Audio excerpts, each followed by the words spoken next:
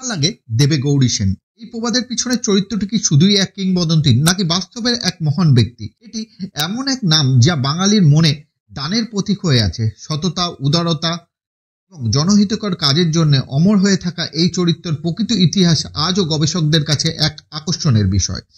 নমস্কার, আমি সব্যসাচী। আজ আপনাদেরকে শোনাবো সেই মহান ব্যক্তিত্বের কথা, গৌরী সেন, যার আসল নাম গৌরী শঙ্কর সেন। আনুমানিক 1580 খ্রিস্টাব্দে জন্মগ্রহণ করেন তৎকালীন হুগলি জেলার বালা গ্রামে, যার বর্তমান নাম হাওড়া জেলার বালি।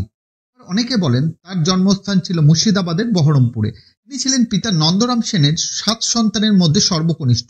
তাদের পূর্বপুরুষ সপ্তগ্রাম থেকে বালিতে এসে বসতি স্থাপন করেন।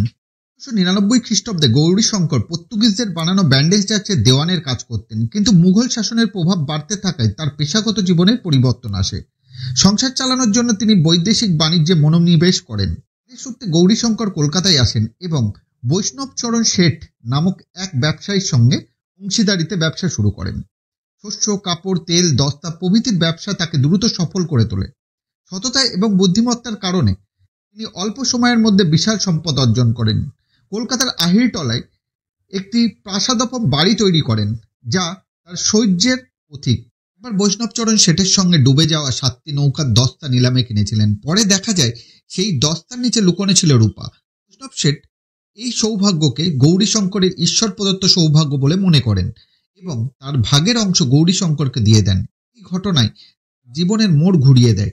সিদ্ধান্ত নেন সম্পদ গরিব, দুঃখী এবং বিপদগ্রস্তদের জন্য দান করবেন। কন্যাদায়গ্রস্ত পিতাদের জন্য তার দরজা সর্বদাই খোলা ছিল।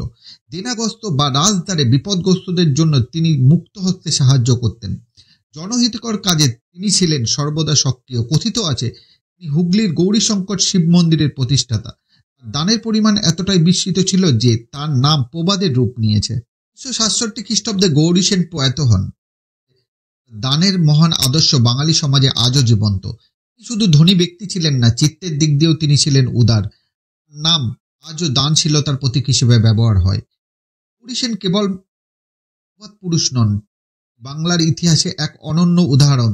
দানের গল্প আমাদের শেখায় সম্পদ কেবল নিজের জন্য নয়, সমাজের জন্যও আশীর্বাদ। গৌরী সেনের মতো মানুষের উদারতা আজকের সমাজে কি সম্ভব? আপনি কি মনে করেন বর্তমান সমাজে এমন দানশীল ব্যক্তিত্ব তৈরি হতে পারে?